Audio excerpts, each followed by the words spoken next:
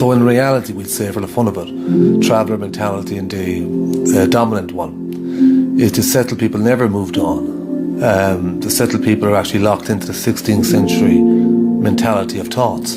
As strange as that might sound, it can only make sense if no institutions had changed in 1922. It must make sense if people who call themselves Irish today are still thinking we're ethnic and traveller and gypsies and Roma and failed Irish and destitute and troublemakers and all of that, not realising that we're living ancestors according to the science and serial microbiome. This again is not about better or worse because it's all psychological. Many of the people we call settled people have got Irish surnames, Gaelic surnames. They're as tied to that history as we are. The only thing that divides us is our cultural mentalities.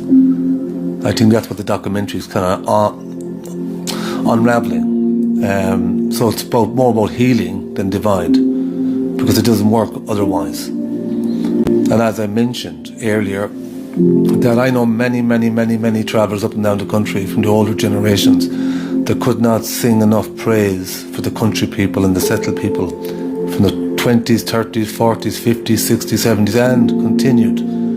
But something obviously happened that got us to this present state that we thought we were alien to one another. And in institutionalization, segregation, all the abuses that was happening to our ancestors were happening to travellers post 1922. And we're kind of wondering and asking why would that happen? How does an independent Ireland end up mimicking, copying its coloniser? Of course, these are all complex things and they're not to rage against the machine. We are the machines, we are the institutions, they're all psychologically driven. But I'm going to say that the dominant one, I would say, is not in the correct paradigm. It's not in its correct state of mind. Because if you adopt an identity, but you act contradictory to that identity, that's going to cause psychological issues for everyone.